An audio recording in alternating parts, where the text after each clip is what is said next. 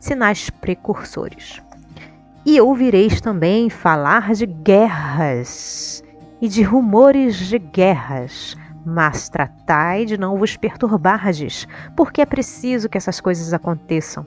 Mas isso não é ainda o fim, pois vereis se levantar povo contra povo e reino contra reino, e haverá pestes, fome, tremores de terra em diversos lugares, e todas essas coisas serão apenas o começo das dores. Isso está em Mateus, capítulo 24, de 6 a 8.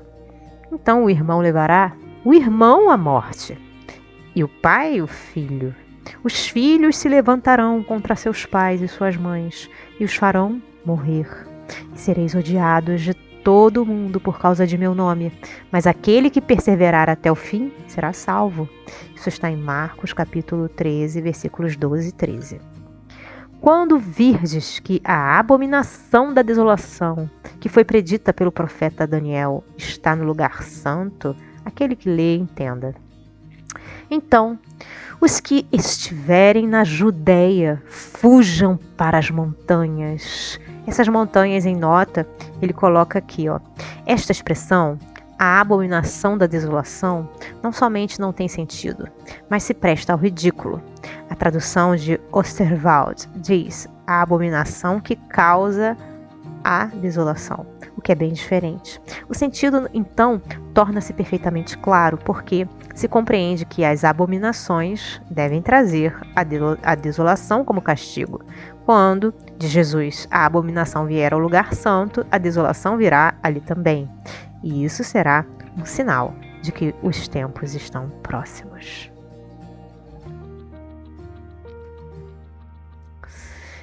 Então, os que estiverem na Judéia, fujam para as montanhas.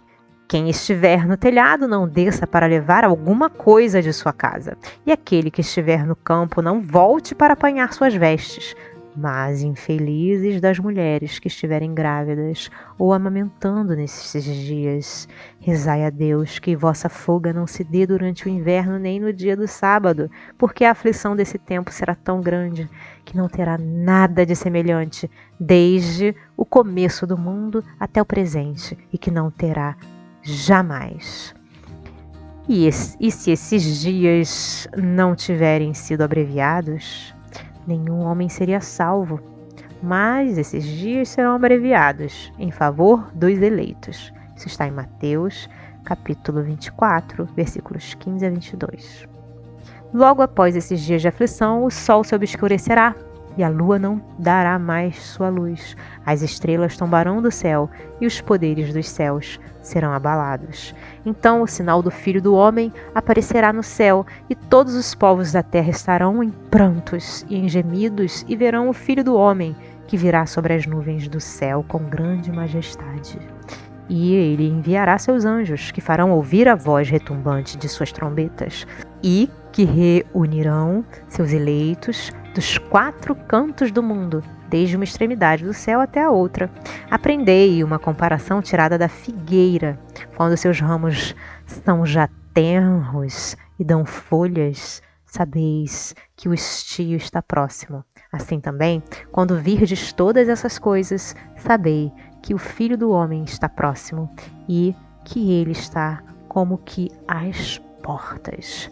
Eu vos digo em verdade que esta raça não passará, senão depois que todas as coisas forem cumpridas. Isso está em Mateus, capítulo 24, versículos 29 a 34.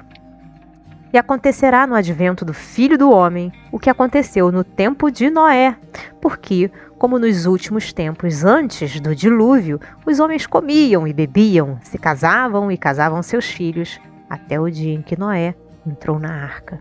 E assim como conheceram o momento do dilúvio apenas quando este sobreveio e arrebatou todo mundo, assim será no advento do Filho do Homem.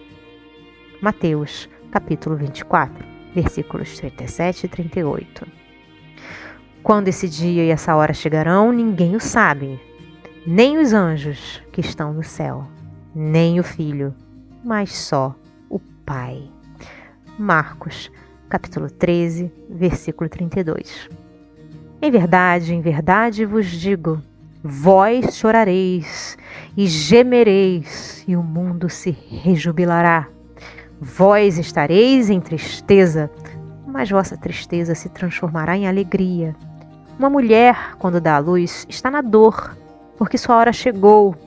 Mas após ter um filho, ela não se lembrará mais de seus males, pela alegria que ela tem por ter trazido um homem ao mundo. É assim que vós estáis agora na tristeza, mas eu vos verei de novo, e vosso coração se rejubilará, e ninguém vos arrebatará a vossa alegria. Isso está em João, capítulo 14, versículo 20 a 22.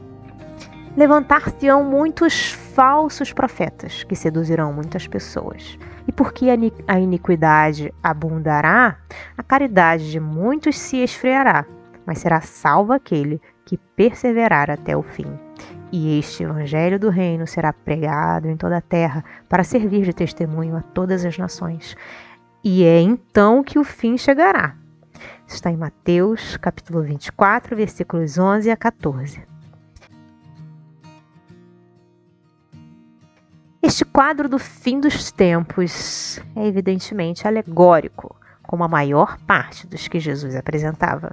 As imagens que contém são, pela sua energia de natureza, a impressionar as inteligências ainda subdesenvolvidas.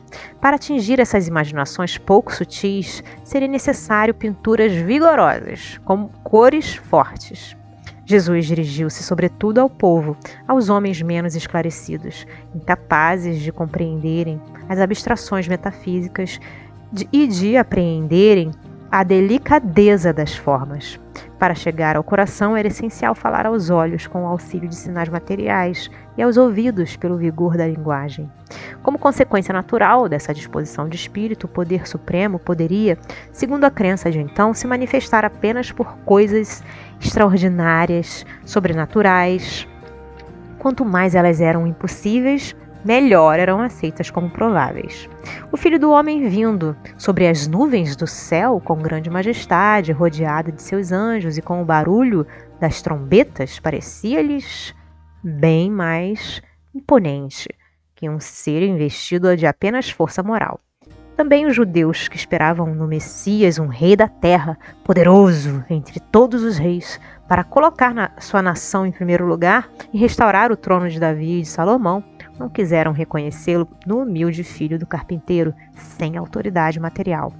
No entanto, este pobre proletário da Judéia tornou-se o maior entre os maiores. Ele conquistou, para sua soberania, mais reinos que os mais poderosos potentados, apenas com sua palavra, e alguns pobres pescadores revolucionou o mundo. E é a ele que os judeus devem sua reabilitação. Ele estava, portanto, com a verdade quando a esta pergunta de Pilatos: sois rei? Respondeu: vós o dizeis.